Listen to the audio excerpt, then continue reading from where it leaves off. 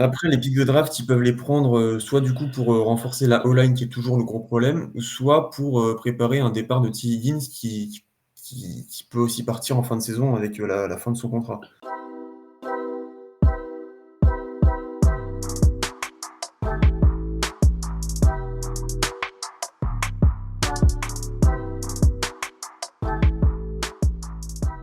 Bonjour à tous, bonjour à toutes, bienvenue dans Tailgate, le podcast 100% NFL des équipes de The Free Agent. On se retrouve pour la deuxième fois de la semaine pour notre fameux podcast un petit peu débat.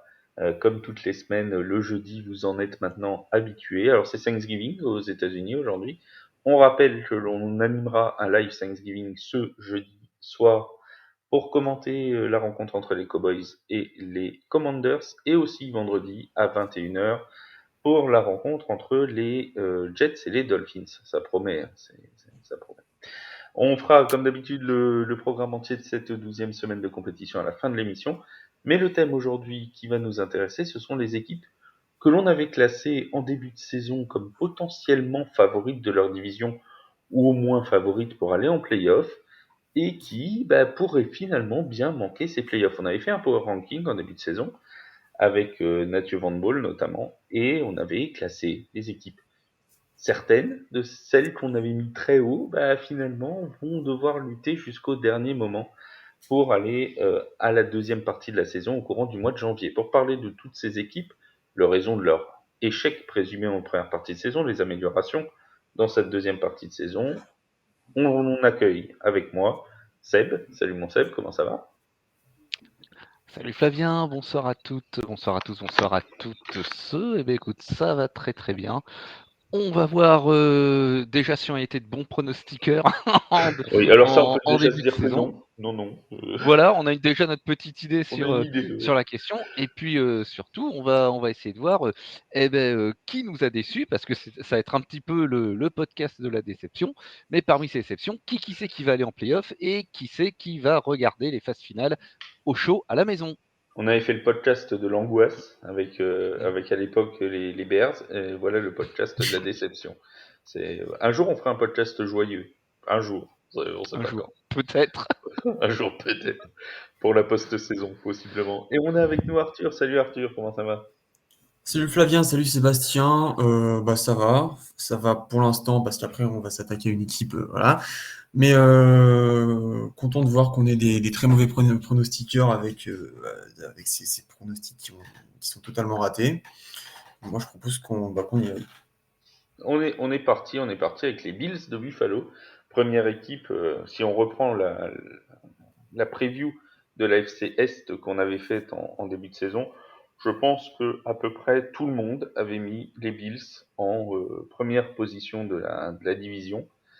Alors on avait parlé que ça aurait pu se battre avec les Dolphins. Certains pensaient, j'en faisais partie, que les Jets pouvaient s'y mêler, mais à l'époque on pensait qu'il y aurait Aaron Rodgers toute la saison, hein.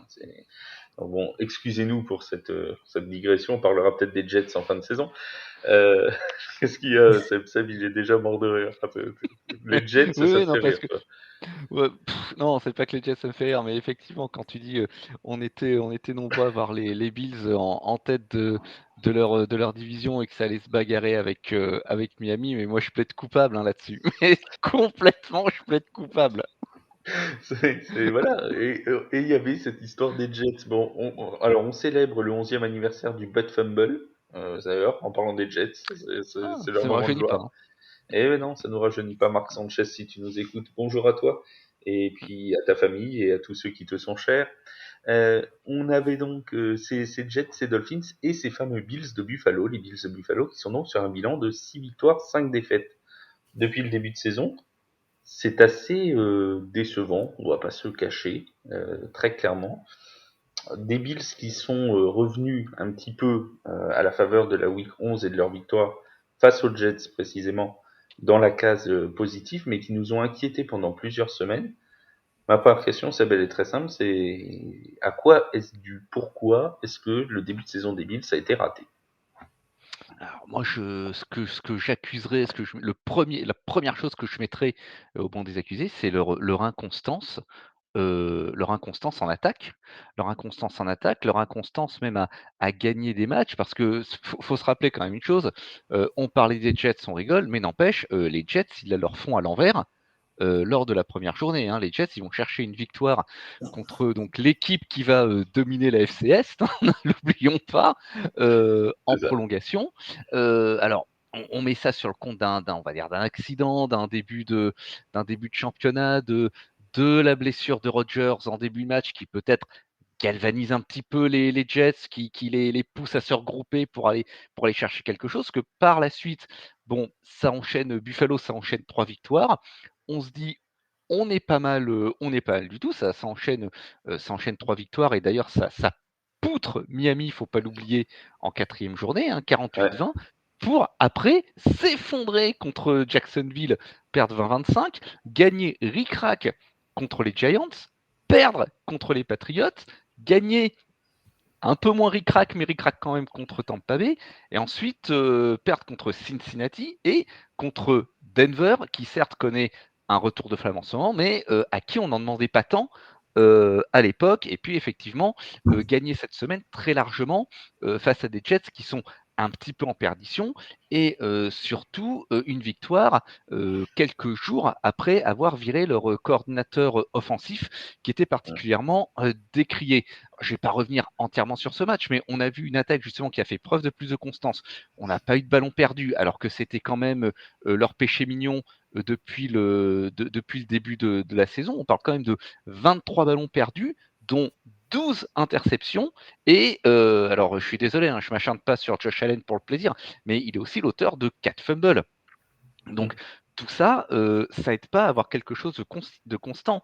Il y a si des il y a eu les tensions d'avant-saison avec Stephen Diggs. Est-ce que c'est vraiment terminé ou pas? Moi, j'en suis pas si sûr. J'ai l'impression que Diggs, il est assez frustré par ce qui se passe actuellement avec les Bills. Donc, le souci, pour moi, le souci, c'est ça, c'est cette inconstance.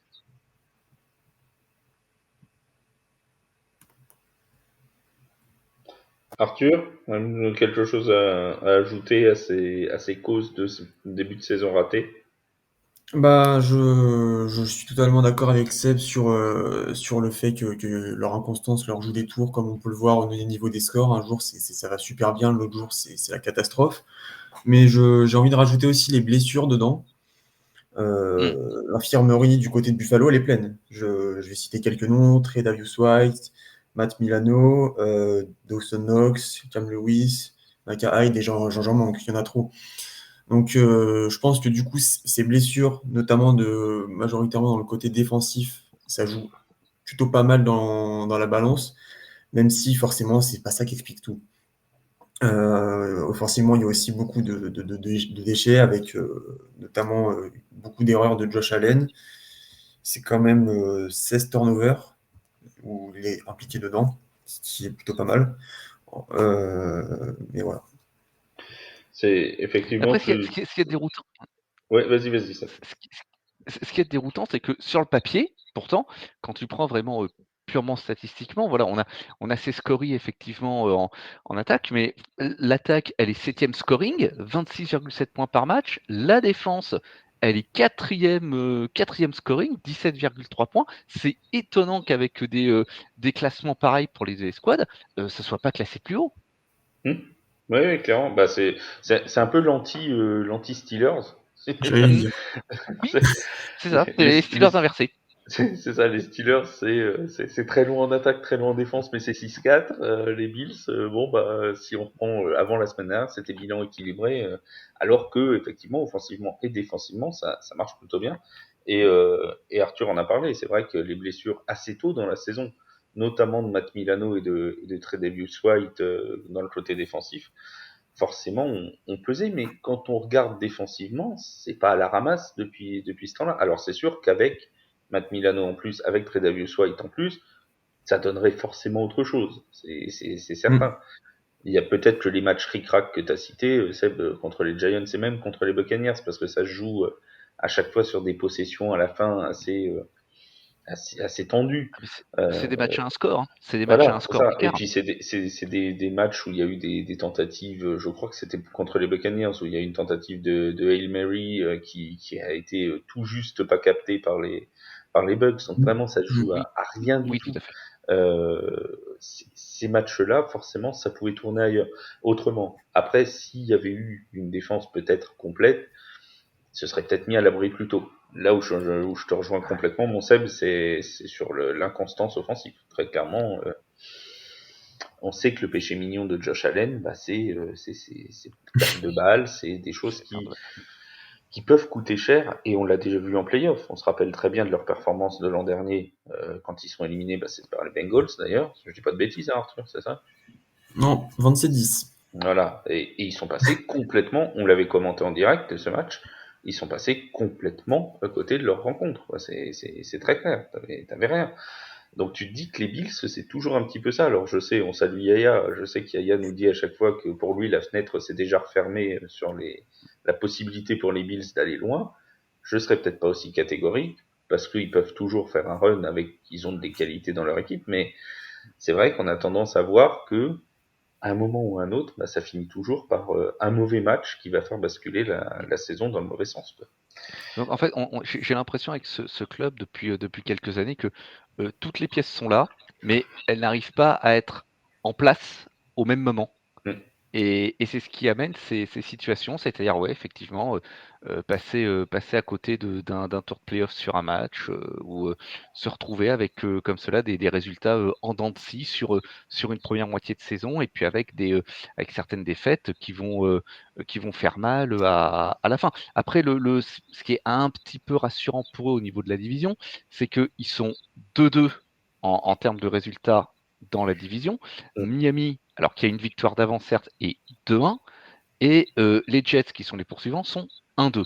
Ça, c'est peut-être quelque chose qui, s'ils arrivent à conserver ce type de résultat intra-division, c'est peut-être quelque chose qui va leur sauver la mise sur la fin de saison.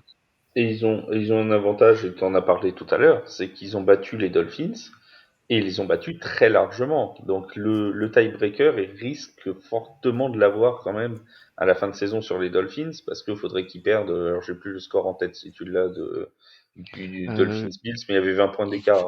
il y avait 20 points d'écart, je crois que c'était 48-20. Voilà. 48-20, oui, c'est bien Voilà, ça. c'est Ma ça. mémoire est excellente pour le coup. 48-20, donc il y a quand même 28 points à remonter pour les Dolphins pour aller rechercher le tiebreaker. Ça paraît quand même très très Mm. difficile. Donc en cas d'égalité, avec un bilan division qui est meilleur et un tiebreaker qui part pour Buffalo, bah, ça me semble pas encore impossible. On parlera juste après du reste du calendrier et des éventuels playoffs. La première place de division ne semble pas complètement abandonnée non plus du côté des Bills de Buffalo. Et c'est tout l'avantage de ce podcast, c'est que c'est faire l'état des lieux en fait entre ce qui est encore possible et ce qui est plus possible, et voir les équipes qui sont en difficulté, ce qui ne veut pas dire qu'elles ne seront pas en playoff, hein. On est bien d'accord, on n'a pas dit que les Bills n'y seraient pas, hein. Arthur, est-ce que tu vois des axes d'amélioration toi pour cette deuxième partie de saison de Buffalo? Et ben, je vais déjà m'adresser à Josh Allen. Faut éviter les turnovers. Et C'est on ce sait qui qu'il fait nous perdre le écoute. match. On sait qu'il nous écoute. Ouais, il nous écoute là. Là, Et il on prend des salue notes. Il a Josh. sorti un point. Mais il attendait Après, il faut... Arthur. Il attendait qu'Arthur lui dise quoi faire. Oui, Heureusement, il est arrivé. Il a attendu il longtemps. attendait il attendait qu'Arthur lui dise perds pas de ballon, Josh. C'est vrai que Ouais, personne ne lui avait dit avant, mais ouais. Et donc, Faut pas perdre de ballon, Josh. Non, mais plus sérieusement, ouais, les turnovers, c'est ce qui fait perdre des matchs, surtout ceux, comme tu as dit, Seb, les ric-rac. Après, il va falloir voir comment le nouveau coordinateur offensif va gérer cette attaque. Parce que là, pour l'instant, c'est plutôt pas mal vu le match face aux Jets, mais il reste encore une grosse partie de saison à faire et la plus compliquée, je pense, pour les Bills. Seb, une amélioration quelque part? alors, moi, j'en vois déjà une qui a été prise. Alors, je vais revenir dessus, c'est le congédiement de Ken Dorsey, remplacé par Joe Brady. Et effectivement, on a vu des effets immédiats. Alors, je vais tempérer un petit peu ce que vient de dire Arthur. Effectivement, on a vu des effets immédiats dimanche. Ça n'a pas non plus été The Greatest Show on Turf. Faut rappeler que Oui. commencent le match très doucement. Les 3 premières possessions, ils prennent 9 points, ils prennent 3 field goals. Alors, le point positif, c'est qu'effectivement, ils prennent des points sur les 3 premières possessions. Il a fallu attendre la deuxième mi-temps pour que ça passe la seconde. Il a fallu attendre aussi on va dire quelques craquages du côté de la défense des Jets avec Sauce Gardner qui d'abord est un petit peu trop ambitieux sur une passe qui était une passe qui finit en touchdown d'ailleurs de plus de 80 yards sur Khalil Shakir. Et puis, il tente aussi une German suplex sur Stephen Diggs dans l'embut et ça fait une faute personnelle sur les 1 yard. Donc, il y a aussi de ça. Et même quelque part, j'ai envie de dire, avec le niveau auquel les Bills sont censés performer, heureusement qu'ils battent une équipe comme les Jets 32-6. Ce serait bien le moins qu'on puisse leur demander. Après, cet effet-là, est-ce que ce sera pérenne? Est-ce qu'on va le voir s'amplifier? Est-ce qu'on va voir réellement une attaque qui va se transformer en rouleau compresseur de semaine en semaine? Parce que c'est ce que l'on attend de la part de Buffalo. J'attends de voir. Je n'ai pas vraiment encore d'opinion arrêtée parce que ce que l'on a vu dimanche, pour moi, c'est un échantillon trop court de l'amélioration possible de cette attaque. Mais on va y venir après. Il y a un calendrier qui est moyennement sympa qui les attend. Venons-y tout de suite même dans ce calendrier, avec déjà, dès ce dimanche, un véritable choc, puisque les Bills de Buffalo vont se déplacer chez les leaders de la NFL, les Eagles de Philadelphie, bilan de 9 victoires, 1 défaite. Alors, on pourra toujours dire que les Eagles seront peut-être fatigués du match qu'ils ont joué contre les Chiefs lundi. Il n'en reste pas moins que ça reste l'un de ces très gros matchs de dimanche. Ce sera à 22h25, on y reviendra dans le programme à la fin de l'émission. 22h25, un match entre les Bills et les Eagles. Ça va déjà pas être simple à se farcir pour nos amis de Buffalo. Ensuite, ils sont en bye week, lors de la week 13. Et après, ils vont à Kansas City, ils reçoivent Dallas, ils vont à Los Angeles chez les Chargers, ils reçoivent les Patriots et ils se déplacent à Miami. Autant dire, si je résume, Eagles, Chiefs, Cowboys, Chargers, Patriots, Dolphins, on doit être, si je compte bien, à au moins, sur les 6 équipes qui restent, 4 qui sont sur des bilans positifs. Tu comptes bien et sur tous ces matchs, tu en as 1, 2, 3 qui sont à l'extérieur contre des contenders. On ne parle pas d'équipes qui vont chercher à se qualifier au playoff, pour les contenders. Et alors, si vous voulez, allez, mon petit plus pronostic pour cette fin de saison, les Bills n'ont pas gagné un match à l'extérieur depuis la week 3 à Washington. Oui. Ouais. Et il faut qu'ils aillent à Philadelphie, à Kansas City et à Miami. Et allez, on va dire, on va for the sake of argument, imaginons que leur saison, que leur qualification, elle se joue en dernière journée à Miami. À Miami, ouais. Eh ben, ça va être quelque chose. Ça va être quelque chose. Mais déjà, va falloir survivre à la triplette de la mort, Philadelphie, Kansas City, Dallas, qu'ils enchaînent. Alors, ils ont leur bail après Philadelphie, mais va déjà falloir survivre à ça. Hein. S'ils s'effondrent à ce moment-là, c'est fichu pour eux. Sur cette triplette, faut qu'ils prennent 2 victoires. S'ils prennent 2 victoires sur les 3, on pourra entre guillemets leur pardonner. Mais s'ils s'effondrent à ce moment-là, pour moi, c'est terminé. C'est terminé. Justement, j'en venais à cette question-là. Est-ce que tu les vois, allez, on va dire, même s'ils perdent encore 3 matchs d'ici la fin de la saison sur les 6 qui restent, on rappelle que c'est le quatrième calendrier le plus difficile restant dans ces derniers matchs. Est-ce que s'ils en perdent 3, ça ferait un bilan de 9-8? 9-8, c'est ça. Est-ce que tu les vois champions de division à 9-8? Et passer devant. Attends. Ça fait passer devant. Ça veut dire que Miami n'aurait que 2 victoires, Maxime. Ça veut dire Ouais, Miami sachant aurait qu'en 2 plus, victoires. il y a quand même 4 matchs abordables du côté de Miami, c'est Ouais. abordable. Miami, ils ont Tennessee, Washington et les Jets 2 fois encore. Donc ouais, Alors, faudrait c'est un vraiment qu'il y ait un calendrier. gros coup de mou du côté de Miami. Hein. C'est plus un coup Là, de mou, faudrait. c'est le dauphin qui a plus d'ailerons. Voilà, là c'est plus qu'un coup de mou. T'as la moitié de l'effectif qui est mort d'une crise cardiaque en descendant de l'avion juste avant les matchs. Parce qu'effectivement, Miami là, ils vont avoir un schedule qui leur fait pas trop de cadeaux parce qu'ils ont Baltimore et Dallas. Oui, mais après, ça se Après, simplifie.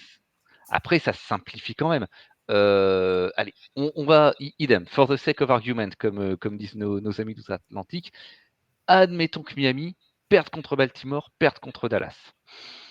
Le reste, ça reste quand même faisable, quoi. Donc, Oui, Tennessee, c'est pas top. Les Jets, bon, voilà. Et les Commanders, bah, on l'a vu face aux Giants, c'est pas top non plus. Du coup, c'est voilà. largement abordable pour eux. Après, il y a toujours l'hypothèse du match piège contre ces Oui, il y a équipes-là. toujours, toujours. Attention. Notamment, Mais notamment contre les Jets, qui, on mm, rappelle, ont battu les Eagles cette année mm, aussi. Ils ont ouais. battu les Bills, mais ils ont battu les Eagles. La seule défaite des Eagles, c'était contre les Jets. Et c'est un duel de division. Donc au moins un des deux pourrait être assez serré, assez disputé. Ah, les Jets, on rigole, on rigole, on rigole, on se moque, mais les Jets, tous leurs matchs, il y a des potentiels de match coupe-gorge. Ah oui, oui, oui. Ça peut très vite devenir sale contre eux, ça peut très vite devenir un football qui s'enlise et qui va se jouer de façon très très rude. Et alors, tout est possible, de toute façon, Sur- tout est sur- possible. Mais là, si surtout, je reste objectif, je vois pas Buffalo passer devant Miami. surtout que les Dolphins n'ont pas été non plus extrêmement rassurants. On aura l'occasion d'en parler vendredi pendant qu'on commentera le match face aux Jets, justement. Mais ils n'ont pas été extrêmement rassurants dans la semaine 11 Mm. contre les Raiders non plus. On peut pas dire qu'ils ont fait une prestation exceptionnelle. Ils ont gagné 20-13 à domicile contre les Raiders. C'est pas non plus, voilà, on n'est pas sur un match où ils ont tout écrasé comme ça avait été le cas contre les Broncos par exemple. Exactement. Donc, Euh, à tempérer, certes, mais si je suis objectif, je les vois pas passer devant. donc, Je vois pas champion de Buffalo division passer devant. difficile. Alors, question Mm. suivante pour Arthur et pour Seb.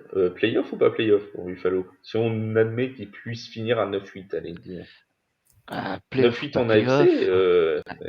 c'est tendu, hein. 9-8 en AFC, ça va être ça aussi, ça va être compliqué parce que tu as toujours le blocage parlementaire de la FC Nord, hein, Le 49-3 de la FC le, Nord. le 49-3, la FC Nord qui a un 49-3 à elle toute seule, puisque là, si on s'arrêtait, on a Kansas City, Jacksonville, Baltimore, Miami qui sont qualifiés. Bon, derrière, qu'est-ce qu'on a? On a Cleveland qui est quand même 7-3, ils ont une victoire d'avance. T'as Pittsburgh qui est 6-4, donc il faudrait voir au niveau des Et qui ont tiebreakers. plus Matt Canada. Ouais, ce qui est pas Et rien. qu'ils n'ont plus Matt Canada, donc on va voir si c'est. On va voir, peut-être qu'on se rendra compte finalement que c'est Kenny Pickett, responsable du naufrage offensif, qu'est-ce que je Plus te dise. probable. Tu as Houston en AFC Sud qui est 6-4. Ouais. T'as Denver qui est à 5-5, qui est en pleine remontada dans l'AFC West.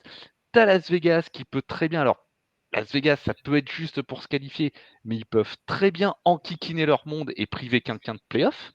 Même ça, c'est pas acquis. Une fois de plus, en AFC, tu as toujours le bloc AFC Nord là, qui a un potentiel de truster pour truster toutes les places. Ça répond pas à ma question, oui ou non? Possible. Non, Il va pas bah, se mouiller. Il va pas se non mouiller. possible une fois de plus, mais s'ils survivent à la triplette de la mort qui les attend là dans les 4 semaines qui viennent. Arthur, Hmm. oui ou non, playoff à Moi, Buffalo? bah, je vais être beaucoup plus. Je vais avoir envie de trancher. Je pense que non.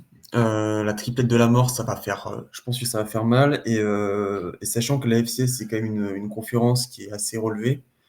Un 9-8, enfin un présumé 9-8, ça passerait pas. Donc, donc non, On serait quand même sur une énorme, on est d'accord, sur une énorme surprise dans cette saison 2023 si les Bills n'allaient pas en oui, parce playoff. que début de saison, on n'y aurait pas cru à ça. C'est quand On n'y même, aurait pas vraiment cru, je pense. on savait que la FCF, t'avais un potentiel je reprends ton expression, celle de coupe-gorge, parce que tu savais qu'entre les Dolphins, les Jets, les Bills, si on allait, qu'elle allait passer à la trappe. Ça, c'était quasi certain. Mais là, vraiment, de voir les Bills qui ont quand même, sont des habitués ces dernières saisons des playoffs, Mm. passer comme ça à la trappe dès la saison régulière, ce serait quand même une énorme surprise et sans doute la fin d'un cycle aussi. Alors voilà, c'est ce que j'allais dire. S'il se qualifie pas, ça sera clairement une fin de cycle. Yannick aura raison. Il y a une fenêtre qui était fermée, qui se sera refermée. Voilà. Pour le coup, Yaya aura raison. Ça lui arrive, hein. Ouais, je n'ai pas dit le contraire. Ça lui Attention, arrive. loin de moi cette idée. Rarement, Va pas me ça lui faire dire ce arrive. que j'ai pas dit, Flav. Et puis Sean McDermott, peut-être que ça va rediscuter de son avenir en haut lieu.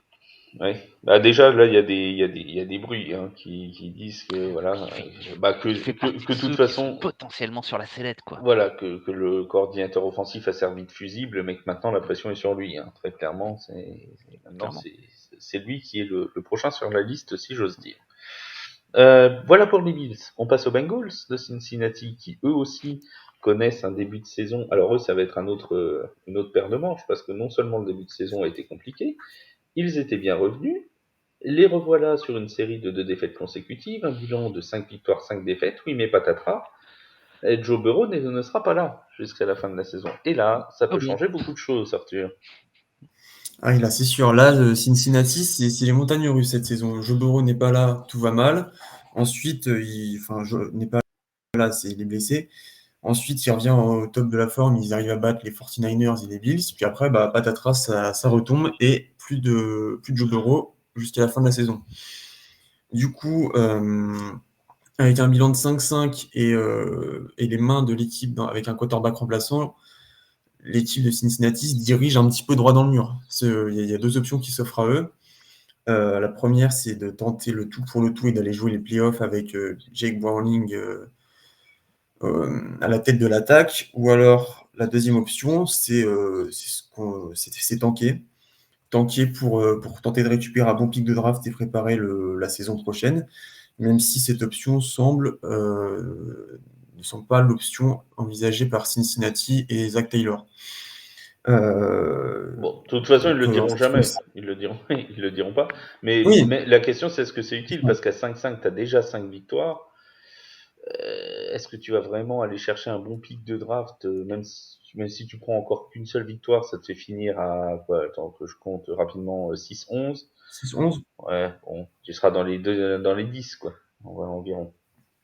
Entre, C'est déjà entre ça. 5 et 10, oui, oui, Ça bien peut sûr, être. c'est déjà ça, mais ouais, ouais, C'est sûr. oui. Mais après, les pics de draft, ils peuvent les prendre soit du coup pour renforcer la O-line, qui est toujours le gros problème, soit pour préparer un départ de T. Higgins qui peut aussi partir en fin de saison avec la fin de son contrat. Justement, Donc peut-être aller faire un bon receveur. ouais. Comment? J'allais dire, toi qui suis les Bengals au quotidien, si j'ose dire, enfin, en tant que fan de la franchise, parce que ces problèmes, là, on parle de Joe Burrow qui n'est plus là jusqu'à la fin de la saison, mais le bilan qui est celui-là, celui de 5-5, il l'a été avec Joe Burrow. Blessé un peu en début de saison, mais Hmm. c'est celui de Joe Burrow aussi. Euh, Qu'est-ce qui a pas marché dans ce début de saison pour arriver à ce bilan-là? Bah, le problème, c'est que du coup, tout début de saison, Joe Burrow, enfin, il pouvait pas marcher entre guillemets parce que forcément il pouvait, mais la mobilité était réduite. Du coup, ça trouvait pas les cibles. Jamar Chase qui était ouvert, il recevait pas de ballon. Il y a également eu un gros défaut de la part, je pense également du coaching, ça a été d'appeler beaucoup de jeux à la passe et pas assez au sol, alors que Joe Mixon peut encore faire quelque chose. Parce que je crois que normalement Cincinnati, c'est l'une des pires attaques au sol, avec un running back qui est quand même assez bon. J'irais pas dire que c'est du top niveau, mais c'est quand même du bon running back. C'est fait pour Alors, je te faire reprends, des gros jeux. Arthur, c'est pas la pire attaque au sol, c'est presque la pire. Ils sont 31e en termes de yards au sol. Ouais, sur Ah, ça 32. rattrape Baltimore, parce qu'ils étaient 32e avant. C'est- Mais non, C'est mais pas la pire, c'est presque et la c'est pire. là que c'est peut-être encore le pire, si j'ose dire, pour les Bengals, c'est que quand tu as un quarterback remplaçant qui a jamais fait ses preuves en NFL, on ne sait pas, hein, peut-être qu'il va exploser Jake Browning, on n'en sait rien. Ni Seb, ni moi, ni Arthur ne sommes visionnaires, on ne sait pas, et nos pronos le montrent, on ne sait pas. Mais si généralement pour aider ce jeune quarterback, et c'est bon, c'est quelque chose avec Brock Purdy, c'est quand même intéressant d'avoir un running back de tout premier ordre, ce qu'est Joe Mixon. Hein. Joe Mixon est un très bon running back, il n'y a pas de problème là-dessus. Mais il n'y a Oui, pas le mais jeu au justement, sol, il n'y a pas la ligne, il n'y a pas la Non, ligne pour protéger, pour ouvrir des brèches pour le jeu au sol. Ils ont un jeu au sol famélique. Je me demande comment non, ils vont s'en sortir là. Hein.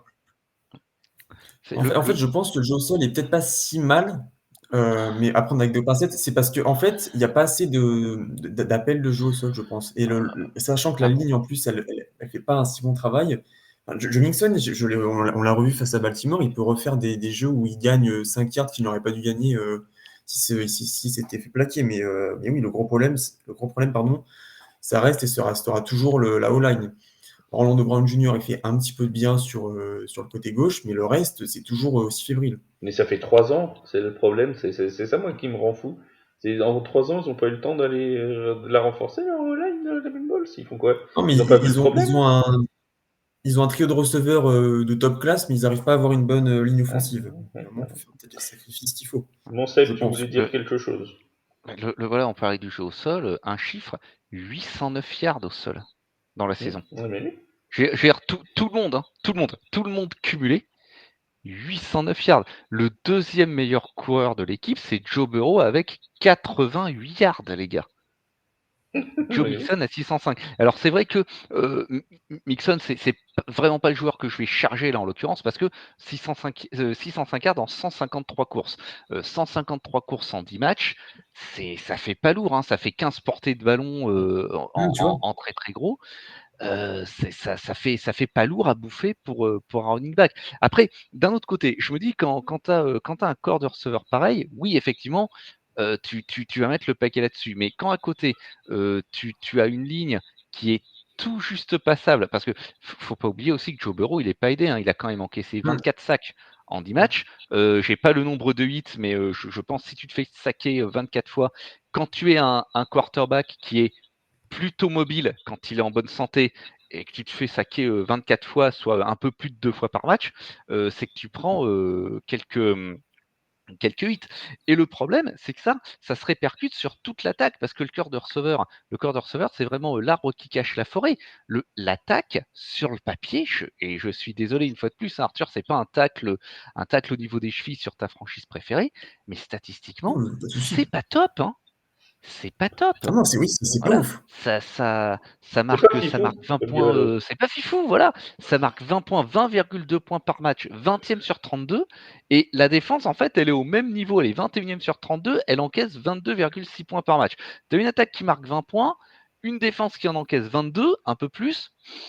Je suis pas matheux, mais voilà, tu dis qu'il y a un problème pour gagner des matchs sur la longueur, et le problème, il vient de la Ouais, le problème principal en attaque, c'est leur ligne. C'est leur ligne.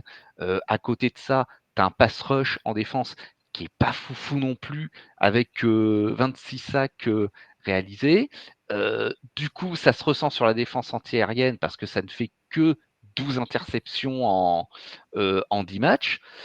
Il y aurait beaucoup, beaucoup, beaucoup d'axes d'amélioration dans ce club. Ça Mm. paraît compliqué, et pourtant ce serait simple. Tout vient de la force des Bengals, c'est l'attaque, et là, le talon d'Achille de cette attaque, c'est sa ligne.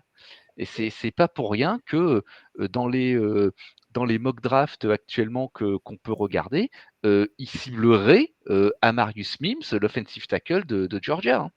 Oui, oui, non, Non, mais ça me paraît ça pas très ridicule. clair. Pour moi, c'est un bon ajout. Après, ouais, comme tu l'as dit, la défense, c'est pas top. Et oui, c'est ça, on le ressent. Parce que je sais que la saison dernière, on vantait la défense des Bengals comme l'une des meilleures, entre guillemets. Attention. Parce qu'elle était capable du meilleur, bon, comme elle est capable du pire en ce moment, mais il y a eu deux grosses pertes pendant l'intersaison. C'est Jesse Bates et Von Mm. Miller, Von Bell, pardon, qui laisse un gros trou au poste de safety. Tu as maintenant Dax Hill, ça, c'est pas dégueu, mais c'est pas au top. C'est Et tu pas, as Nick Scott, c'est pas c'est pas, fifou. c'est pas au niveau de Jesse Bates. Jesse Bates, il fait les beaux Oui, jours bah oui. d'Atlanta, hein, maintenant. Et effectivement, là, je Oui, viens de retrouver les classements de la saison dernière pour faire une comparaison. L'attaque, elle était septième, ça marquait 26 points par match, et la défense était sixième. Donc, une fois de plus, une attaque et une défense au même niveau, mais beaucoup plus haut dans le tableau. oui, Ça bah oui, n'a c'est rien pour à ça que voir, ça hein. va en finale de conférence. Mais c'est pour ça que Et ça va en finale de conférence, tout à fait. Mm. une petite question, parce que quand on regarde les stats, j'en reviens à Joe Mixon. Quand on regarde les stats de Joe Mixon l'an dernier, c'est 210 courses en 14 Mm, matchs. Donc, on mm, doit être grosso modo sur l'étiage du 15 courses mm. par match. C'est même ça, Ouais. tout pile 15 Mm, courses par match. mm. Donc, c'est le même que cette année. Il avait mis en moyenne 58 yards par match. Cette année, c'est 60. Et il faisait 3,9 yards par course. Cette année, c'est 4. grosso modo, on est sur le même étiage que l'an dernier. La différence peut-être dans leur jeu de course par rapport à l'an dernier, c'est qu'il y a plus Samaji Perine aussi. Hmm. Et Il y a mine de plus à rien, Oui, aussi, et on n'en mine de parle pas beaucoup, rien, mais oui, oui. Samaji Perine qui était en running back numéro 2, et je me rappelle très bien pendant les playoffs de quel point il avait été utile pour ouvrir le cahier de jeu. Et maintenant, le running back numéro 2, Trevon Williams, c'est quand même, voilà, c'est pas Perrine, quoi. Et clairement, les 400 yards qu'avait apporté Perrine l'an dernier, bah là, ils sont plus là, quoi. Ils sont plus là. Ils sont plus là. T'as plus ce comité, ce mini comité de running back qui peut apporter quelque chose. Et même l'année dernière, Burrow, troisième du coup meilleur porteur de ballon du club, 257 yards et il marque 5 fois. Et pourquoi? Parce que tu as un duo de running back qui t'amène à eux deux plus de milliards au sol. Hmm. Et Et t'as en plus plus, ça cette année. quand John X. Vas-y. Non, vas-y, je vais finir, Arthur, je t'en prie. En plus, la saison dernière, quand Joe Mixon s'était blessé, enfin, il n'était pas là pendant quelques matchs, Samaji Perine, il avait fait le boulot, il avait, il avait ce rôle de running back numéro 1 pendant son absence, et c'est pour ça que les Bengals ont gagné, ont continué à gagner, même sans le running back numéro 1. Ouais. Enfin, une des raisons. Et je pense que ça manque, Samaje Perine est peut-être une des pertes dont on parle pas forcément beaucoup chez les Bengals, Oui, c'est vrai, c'est vrai. mais qui compte dans cette saison 2023 très clairement. Alors, j'ai envie de dire, quels objectifs du coup? Alors, Arthur en a un peu parlé en introduction. Alors, Seb, pour cette fin de saison, sachant, et alors là, on va reprendre le calendrier parce que c'est tout à fait intéressant. Les Bengals ont le pire calendrier jusqu'à la fin de saison. C'est le plus difficile. Ils ne jouent aucune équipe qui, à cette heure-là, avant la 12e semaine de compétition, n'a un bilan négatif. Ils ont que des équipes en bilan équilibré ou positif. Ils vont donc jouer les Steelers cette semaine. Ensuite, c'est à Jacksonville, contre Indianapolis, contre Minnesota, à Pittsburgh, à Kansas City et contre Cleveland. Et tout ça avec un quarterback remplaçant qui a presque aucune expérience en NFL. Mon cher Seb, on en fait quoi de ça? Alors, écoute, je vais pas tourner autour du pot. Je vais te lire ce que les notes que j'ai prises, la note que j'ai prise devant ce calendrier. J'ai listé les équipes et j'ai écrit égal, quasi impitoyable, 3 duels de division, les champions en titre chez eux, n'en jetez plus, c'est mort. Oui, là je Voilà. crois que Je n'ai, je suis, et une fois de plus, Arthur, je m'excuse. Ne le prends Ne t'excuse surtout pas, pas ne t'excuse pas, personnellement, dis-le. mais là, dans la situation, sauf blessure miraculeuse de Burrow, et même ça fonctionnera pas parce que je crois qu'il est sur l'injured reserve, donc ça veut dire ouais, ouais, ouais. il est Ouais. 4 semaines quoi qu'il arrive. Sauf mais guérison miraculeuse, vraiment type grotte de Lourdes hein, de ce niveau-là. Je vois Le pas style comment. Aaron Là, je vois Rodgers. pas. Rodgers, oui, On je, ira le voir. je m'interroge sur la solidité des consolidations, mais c'est un autre débat. Non, sauf guérison miraculeuse de Joe Burrow, je vois pas comment ils peuvent s'en sortir. Hmm. Toi non plus. Je vais rebondir parce que Oui, vas-y, Arthur. le calendrier, c'est le pire. T'as un quarterback remplaçant qui a fait une mi-temps en NFL. Bon, c'était pas le top du top, mais c'était pas super dégueu non plus. Mais bon, quand tu vois le calendrier, c'est quand même chaud. Sachant qu'en plus, bah, ce quarterback remplaçant, il a eu quelques jours là pour s'accommoder avec cette équipe numéro 1, parce que c'était pas avec. C'est pas il s'entraînait pas avec ces receveurs-là, il s'entraînait plus avec du Trenton Irwin, etc. Mais à moins que Jake Browning se révèle comme un Brock Purdy, voilà, on va pas se mentir, c'est quand même C'est-à-dire que des une Brock Purdy exception. tous les ans, c'est rare. Hmm. Oui, voilà, c'est pour ça, c'est une exception, Oui, Brock oui, Purdy. oui. C'est pas la règle, hein. Donc, les types qui ont leur quarterback, bon, on verra.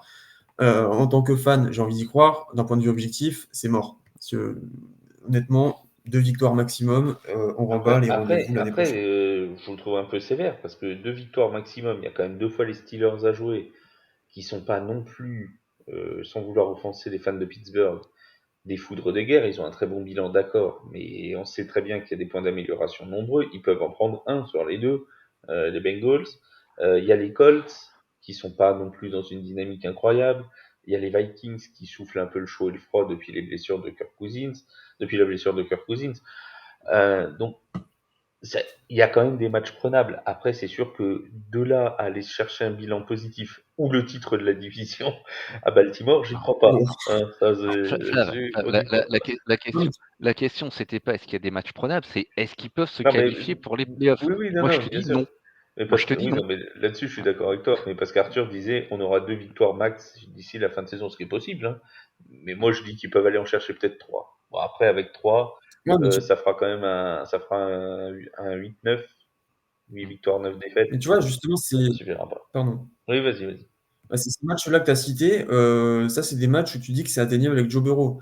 Là, t'as une équipe qui, on a sorti les stats tout à l'heure, l'attaque avec Joe Burrow, même s'il y avait des blessures et tout, c'est pas ouf. Une défense qui est pourtant, elle est complète, enfin, ou presque maintenant avec Sam Hubbard, mais ça a été complet la plupart de la saison.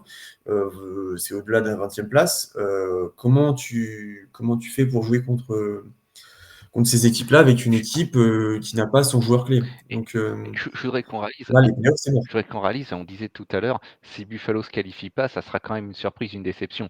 Si Cincinnati se qualifie pas, Et si les deux, mais si les deux, mais parce que les Bengals, on en parlait quand même comme des bah contenders, hein, oui. en début de saison. Et sérieusement, c'était pas des outsiders ou une hypothèse lancée en l'air. Non, c'était quand même sérieusement envisageable.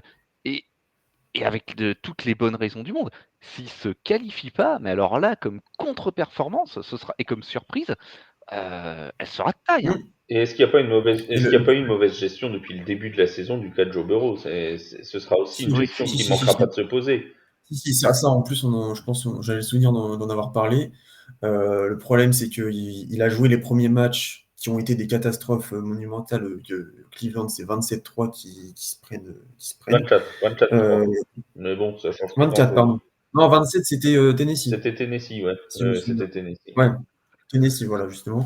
Donc, quand tu as un quarterback qui n'est pas au top de sa forme, qui ne peut pas bouger, et en plus où tu prends que des défaites, fallait pas le laisser sur le terrain, fallait le ménager, le faire revenir quand il était en bonne forme pour éviter, parce que là, c'était un coup pour qu'il se blesse encore plus et que la saison se finisse mal, même si elle a fini mal, même s'il est revenu en forme. En plus, c'est une saison gâchée, elle est balancée en l'air. Et le problème, c'est que les saisons, elles avancent. Il y a peut-être les Joe Burrow, Jamar Chase, pardon, qui vont rester. Mais en attendant, tu as des contrats qui sont qui arrivent à expiration en fin de saison. Tu as des joueurs qui vont partir.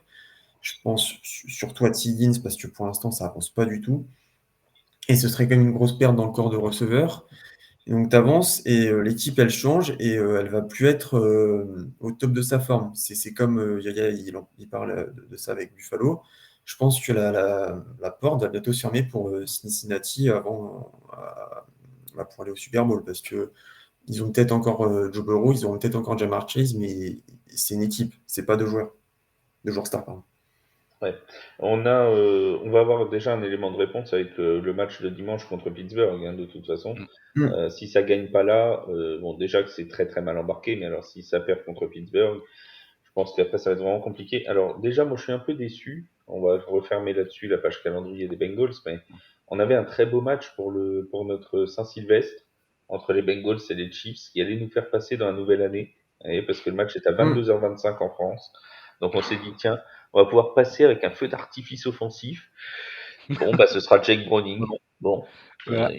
c'est un Le peu pire, c'est que j'avais. c'est un peu la Saint-Sylvestre ratée, quoi, tu vois, c'est un peu comme quand tu vas chez des Ouais, copains bourrés, quoi, tu ouais, vois, ouais. c'est un peu le Ouais, truc. tu vois, t'arrives à la Saint-Sylvestre, tu penses que tu vas boire du Dom Pérignon et puis on te sert du Champomy. Bon, bah écoute, ça arrive. Hein. C'est ça, c'est des choses que Bon, le pire, c'est que. l'avantage c'est qu'on le sait avant de regarder le match, quoi, c'est ça qui est bien. C'est Oui. tellement poli. On n'est pas déçu. Non, mais le pire, c'est que c'était l'un de mes premiers articles chez The Free Agent. C'était justement quand ils ont annoncé les calendriers et surtout ce match. Oh, Mais, j'avais les paillettes dans les yeux, ouais, oh, paf, paf, paf, j'avais tout bien vendu. mais, Bah voilà, voilà. Mm. voilà, Jake Et, elle- Browning versus Patrick Mahomes. et alors le dernier match contre les Browns, si les Browns se sont toujours avec la même défense qu'actuellement, ils avaient mis 3 points donc au match de la semaine 1 avec Joe Burrow. Voilà. Bon, bah, ça va être dur, Ouais, quoi. Ça va être long. Ouais. Ça va être long, hein, les amis. Eh ben, C'est compliqué. si vous êtes fan des Bengals, n'hésitez pas à contacter Arthur sur les réseaux sociaux pour que vous remontiez le moral entre vous. Toujours dispo. Hein, Ouais, y a pas monter un de... groupe de soutien, Montez un groupe de groupe. parole, tout ça, voilà, ça va être sympa. Réunissez-vous les vendredis, par exemple, ou un autre jour pour discuter de vos misères. Ça nous évitera en plus Je vais faire une qu'Arthur nous secte en parle. pour Non, pas une débloquer secte, non, non, un groupe de parole, on a dit. Pas une un secte, groupe. pas Pardon, une pardon. secte. Tu vas nous... Non, non, n'importe quoi. Les amis, on part du côté de quoi? De Minnesota? Allons du côté de Ouais. Minnesota, les Vikings du Minnesota qui eux aussi étaient en playoff l'an dernier et qui ont connu quelques difficultés dans ce début de saison. Alors pour des causes qui sont peut-être différentes de celles des deux équipes dont on vient de parler, puisque bon, je suppose que vous allez revenir dessus, mais il y a eu quand même une pléiade de blessures du côté des Vikings du Minnesota. Les Vikings qui sont actuellement avec un bilan de 6 victoires, 5 défaites, donc comme les Bills, qui ont perdu leur dernière rencontre contre Denver, c'était ce week-end, mais qui étaient avant cela sur une série de 5 victoires consécutives.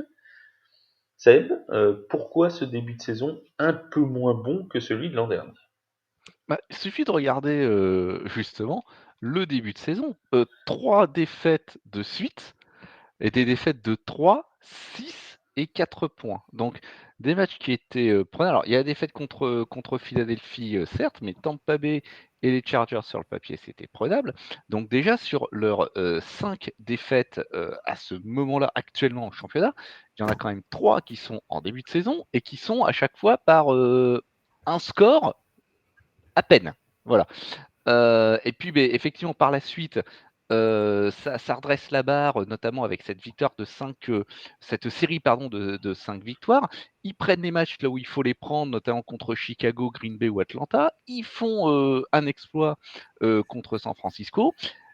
Leur péché mignon, par contre, ça a été les pertes de balles, les fumbles, 21, donc dont 7, un tiers, rien que pour Kirk Cousins, qui par ailleurs était, jusqu'à sa était irréprochable, hein, qui était excellent. Il y avait une attaque qui carburait, 11e NFL. Tu avais une défense qui se tenait parce qu'ils sont 13e et c'est plus qu'honorable. Mais il y avait ces pertes de balles et puis le jeu au sol qui reste muet jusqu'à la 8e semaine, jusqu'à la week 8. Ils ne marquent pas un touchdown au sol. Alors ça s'est décanté depuis un petit peu parce ils ont marqué encore 4 fois. Mais il y a toujours ce problème de jeu au sol à Minnesota. Et puis, il y a eu bien sûr le fait de jeu. Il y a eu la blessure de Kirk Cousins. Donc là, on s'est tous dit, bon, c'est mort, c'est la fin. Eh ben, non, parce que 3 jours avant, à la trade deadline, ils ont fait venir Joshua Dobbs et sa cape de Superman, qui arrache 2 matchs serrés, un match contre les Falcons et un autre contre les Saints. Alors, ils ont loupé le coche contre Denver la semaine passée. Ce que je redoute, c'est que malgré ces 2 exploits qui sont absolument... Et puis bon, l'histoire autour, elle est géniale. Dobbs qui arrive tout juste au club, qui connaît même pas le nom de ses coéquipiers. Le type va chercher 2 victoires de l'espace, c'est quand même assez incroyable. Mais j'ai peur qu'on retombe dans cet ascenseur émotionnel auquel auquel ils nous avaient un petit peu habitués en début de saison. Alors en plus, oui, du coup, il y a cette c'est pas totalement de l'irrégularité, mais c'était, oui, on en avait parlé en début de saison et comme quoi la saison dernière, leur bilan ne reflétait pas vraiment l'équipe. Et en plus, de ce début de saison, du coup, ils ont subi, de toute façon, tout au cours de la saison, de nombreuses blessures. Je vais en citer quelques-uns. TJ Hawkinson, pardon, il y a KJ Osborne qui est en commotion. Il y a forcément Justin Jefferson, le receveur star, qui est pour l'instant out. Il y a Kirk Cousins, forcément, qui était sur les bases d'une saison entre guillemets MVP, même si le bilan ne suivait pas. C'est compliqué pour les Vikings. Il y avait le storytelling autour de Joshua Dobbs qui a commencé à marcher, mais maintenant, ouais, ça commence à être compliqué. Mais il y a quand même quelque chose que je tiens quand même à souligner, c'est que malgré l'absence de Justin Jefferson, les Vikings ont réussi à plutôt bien s'en tirer. C'est justement là où ils décrochent leur série de victoires. Mais du coup, elle a pris fin la semaine dernière. Et là, forcément, comme tu l'as dit, Seb, j'ai peur qu'on reparte pardon, dans les travers et que là, cette équipe se noie toute seule, finalement. Bah, mais quand Jefferson s'est blessé, tu as Jordan Addison Ouais. qui a pris la place, qui s'est révélé et qui reste constant. Je veux dire, voilà, le petit, il est déjà à 48 réceptions, 647 yards. Il a marqué 7 fois, bon sang de bonsoir, et il a une moyenne de 13,5 yards par réception. Donc, limite, on pourrait se demander quand Jefferson va revenir, quelle va être sa place là-dedans. Est-ce qu'on va avoir une double menace? C'est possible, hein. Et alors là, si c'est le cas, les défenses antiaériennes adverses, honnêtement, j'ai mal pour elles, si ça doit être une double menace. Est-ce qu'il va y avoir un problème d'ego? Parce qu'on sait que Jefferson, il n'était pas forcément très très content de la façon dont les choses se passaient à Minnesota quand on était justement en tout début de saison et dans ces espèces de limbes des défaites courtes. On l'a vu frustré à plusieurs reprises. Ça va être intéressant. Quant à Joshua Dobbs, c'est pas que ça devient compliqué. Là, ils ont laissé passer une occasion Mm. face à Denver. Euh, pour moi, ça ne veut pas pour autant dire. On parle d'un match, que c'est la fin Oui, d'un c'est la cycle. culture de l'instant un petit peu, ouais. Voilà, on peut pas. Pour le moment, c'est trop tôt pour dire que c'est la fin d'un effet Joshua Dobbs. J'aurais jamais cru dire cette phrase-là un jour, qu'il y a un effet Joshua Dobbs. Cette saison est folle. Euh, mais l'histoire est cool, hein, attention, moi Ah j'adore. oui, oui, oui. Mais voilà. Mais il y a quand même pas mal de points d'interrogation sur cette équipe à ce moment-là de la saison. Ouais, en Et, plus, oui, oui. j'ai envie de passer sur le calendrier. C'est pas forcément inatteignable pour eux parce qu'ils ont les Bears, Raiders, Bengals, Lions, Packers et encore Lions. Ils ont Donc beaucoup en de soi, il duels y a de que quelques division, petits hein. matchs qui sont à Mm. aborder. Comment? Ils ont beaucoup de divisions. Ouais, Ils il ont y a beaucoup de beaucoup de duels de divisions. division. Après, 4 sur justement, 6, hein. Mm. j'ai envie de te dire, il y a au moins la moitié des matchs de division qui sont atteignables pour eux, je pense. Et après, tu as des matchs, par exemple, Raiders, je pense que c'est atteignable pour eux, et Bengals, largement. Après, faudra voir dans la continuité ce que le pastronaute Joshua Dobbs va nous faire. Et le retour de quelques blessés, est-ce que le retour de ces quelques blessés va faire du bien à cette équipe des Vikings? L'occasion, tant qu'on parle des Vikings du Minnesota, de saluer Junior Ao, notre Frenchie, qui est toujours dans le practice squad des Vikings. Et à chaque fois qu'on parle des Vikings, on a évidemment une pensée pour notre petit français, notre petit Et d'ailleurs, si cocorico à ça lui. continue, les blessés, on sait Oui, jamais. ne souhaitons pas de blessés aux Non, on ne Vikings. se fait pas de blesser. On se fait pas de Ils blesser en ont jamais eu ici. bien assez, comme ça, depuis le début de la saison. Ouais, Mais l'infirmerie, je pense que là, elle est pleine. on est quand même sur un miroir parfait par rapport à la saison dernière, hein, quasiment. C'est Ouais. quand même quelque Mm. chose de dingue. L'an dernier, ils gagnaient presque tout. Beaucoup de gens disaient, ah bah, leur bilan n'est pas mérité, et c'est ce qu'on disait en début de saison quand ils étaient à Mm. 0-3. Est-ce que vraiment c'est une équipe qui vaut 0-3? Non. C'était loin d'être certain. C'est une équipe qui vaut beaucoup plus son bilan actuel de 6 victoires, 5 défaites. Oui, Et c'est un une retour de équipe tendance. qui finira fort probablement, je sais pas, tu vas me dire Seb, hein, toi ce que t'en penses, mais je les mettrais aux alentours de 17 à la fin de la saison, ou peut-être 9-8. C'est largement à leur portée, hein. Arthur a rappelé le calendrier. Entre les duels de division, entre certaines des équipes qui sont en petite forme, qu'ils vont affronter, et je pense effectivement à Cincinnati, il y a 3 semaines de ça, 3, 4 semaines de ça, un Cincinnati-Minnesota, on n'aurait peut-être pas forcément donné Minnesota vainqueur. Ça a Là, été un bon duel. ouais, ça aurait été un sacré duel. Là, effectivement, non, moi je pense qu'ils ont leur destin entre leurs mains. Je pense que le seul véritable écueil sur leur chemin, c'est Détroit. Faut faire attention à Las Vegas, en revanche. Mm. Une fois de plus, voilà, Le le piège. poil à gratter, les trublions, etc.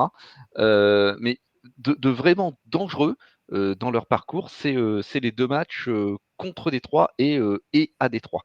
Pour le reste, ils ont leur destin entre leurs mains. Mm. Ce qui est déjà une bonne chose d'avoir son destin entre ses mains.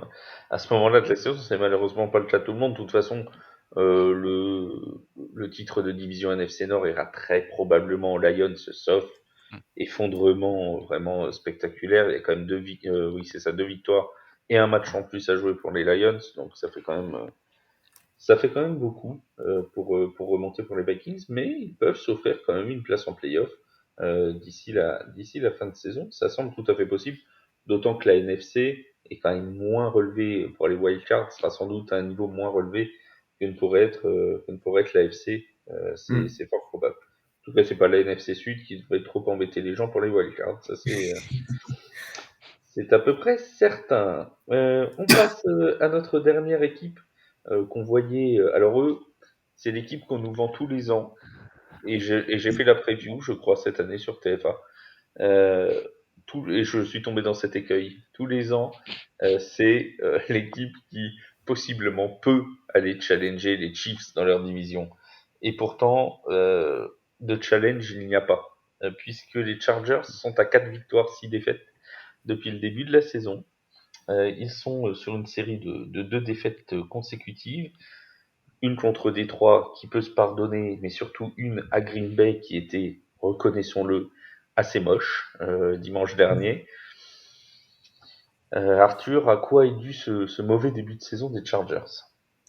Moi, je pense qu'on est peut-être à peu près d'accord là-dessus. Je vais pointer le coaching et surtout, bah, du coup, celui de Brandon Staley.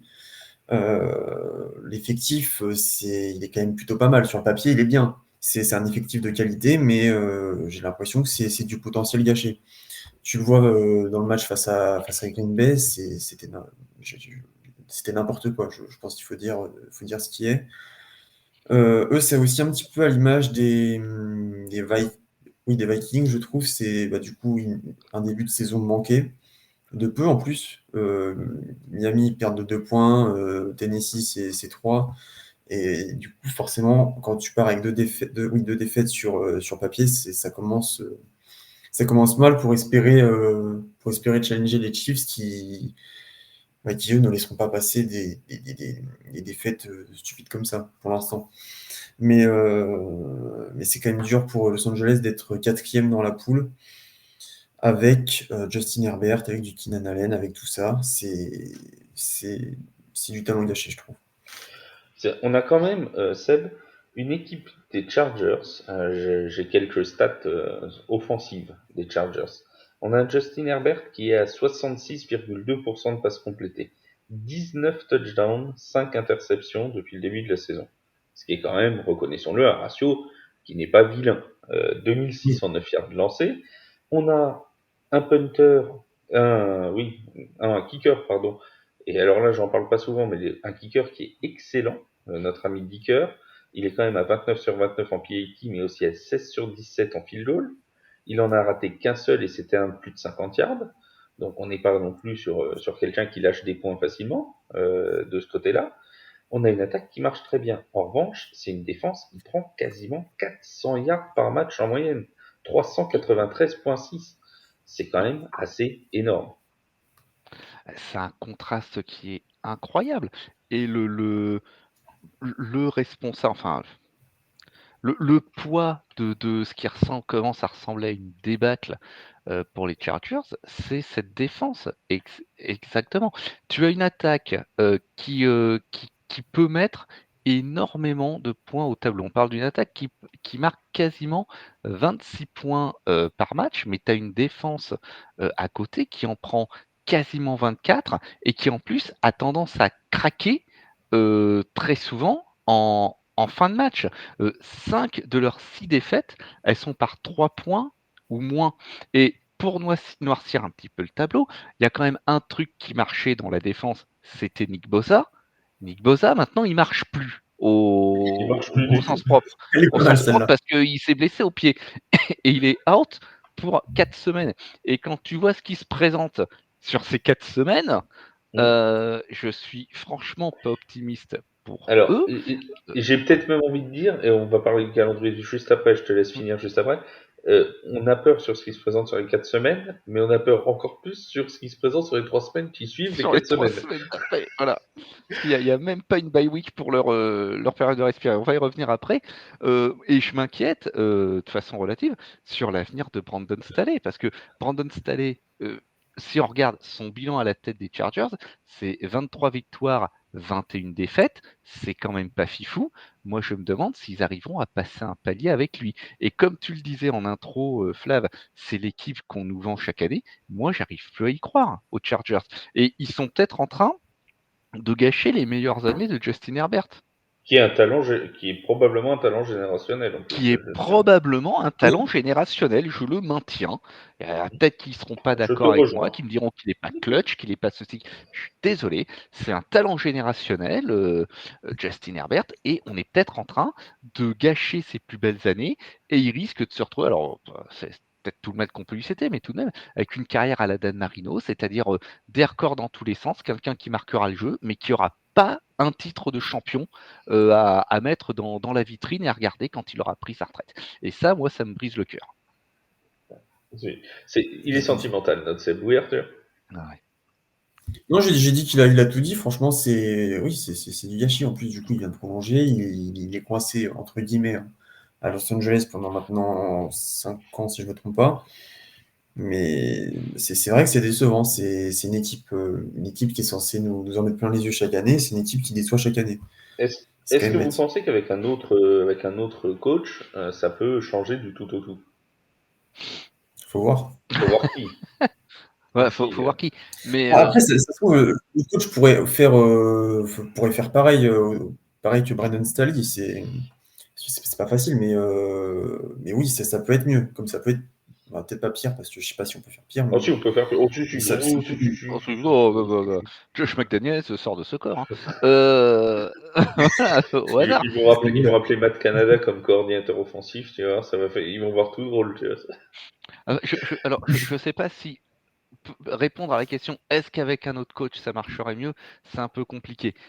En revanche, est-ce que changer de coach ça peut être un moyen? Oui, parce que là, l'expérience Brandon Staley, elle a peut-être un petit peu trop duré. Idem, il fait partie, même je crois depuis la saison dernière, hein, soyons honnêtes, des coachs sur la sellette. Je pense que le siège est franchement en train de chauffer là pour lui. Et on parlait voilà, ça bouge. on parlait de grosses surprises. Voir les Chargers potentiellement derniers de division, non pas qualifiés en playoff. Là, on n'en est même plus là. C'est potentiellement dernier de division, parce que pour l'instant, les Raiders et les Broncos, eh ben, ils sont au-dessus. Donc, il n'y a pas de. Voilà.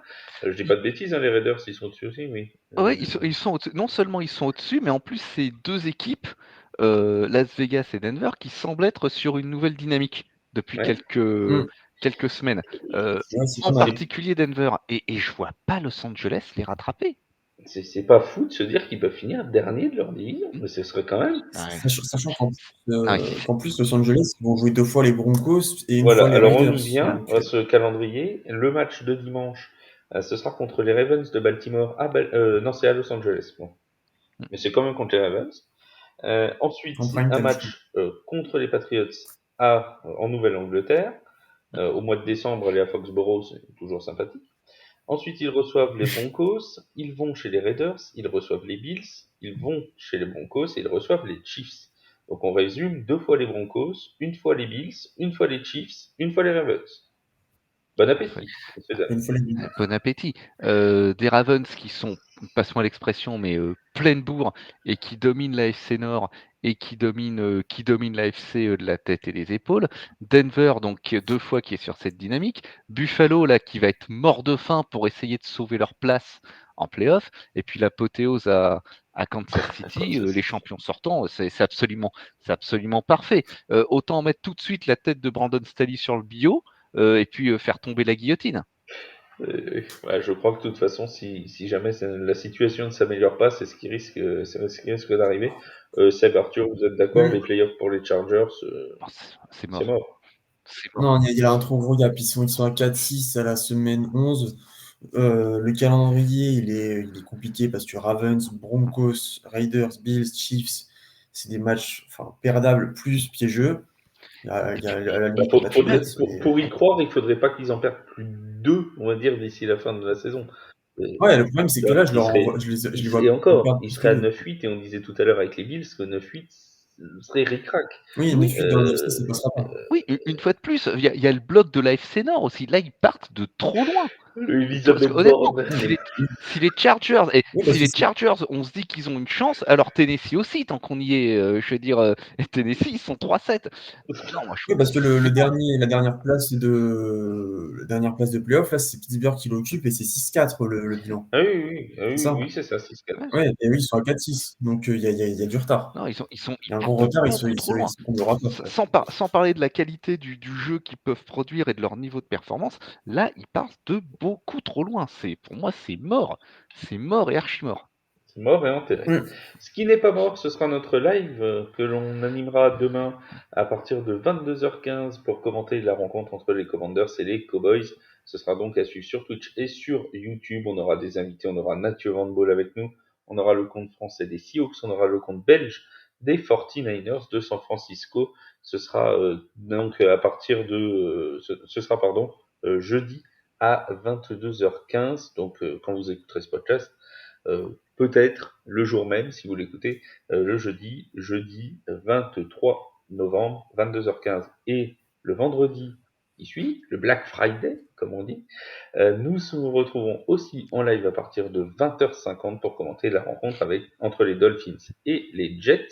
Et là, on recevra une pléiade de joueurs professionnels, puisqu'on recevra Elisa De Santis, joueuse de flag football, et on recevra également Edris Jean-Alphonse et Hugo Tekedam, qui sont tous les deux joueurs des Mousquetaires de Paris et qui viendront nous parler de l'ELF et de la saison à venir des Mousquetaires. Ça, c'est pour le programme sur The Free Agent, donc ne manquez pas ces deux lives sur Twitch et sur YouTube jeudi et vendredi.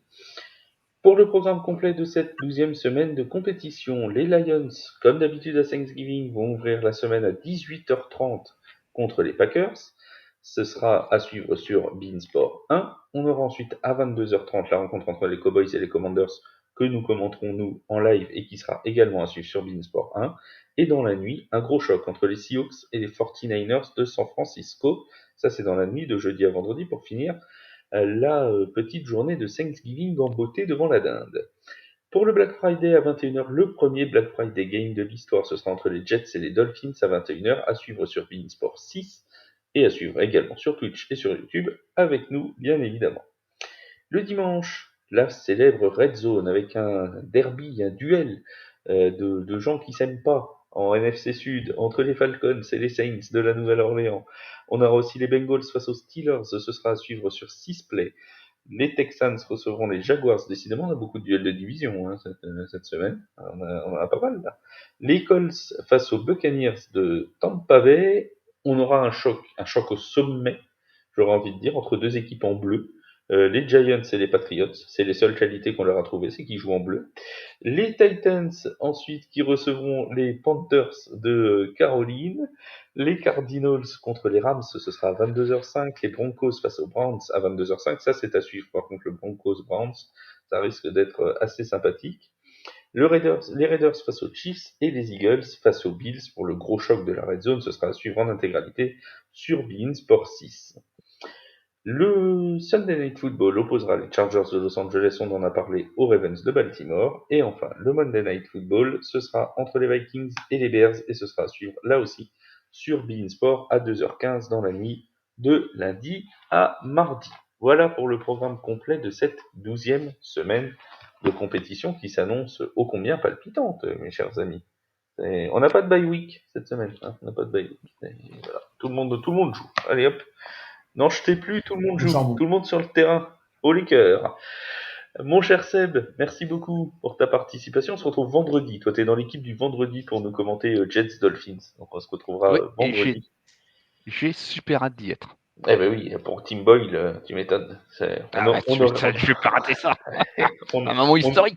on aurait hâte à moins et on retrouvera Arthur donc dès jeudi puisqu'il sera dans l'équipe qui commentera le match entre les Cowboys et les Commanders, n'est-ce pas mon Arthur? Ah, ça va être mon premier commentaire. Ah voilà, on se souvient toujours de ces premières fois.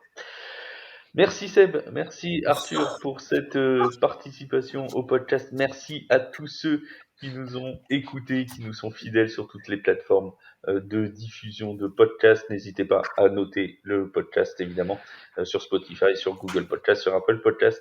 On vous dit à très très vite et donc n'oubliez pas les lives, hein, jeudi et vendredi 22h15 et 21h. Venez nombreux discuter avec nous sur Twitch et sur YouTube. À très très vite les amis. Salut salut. Ciao, bye. Ciao, ciao.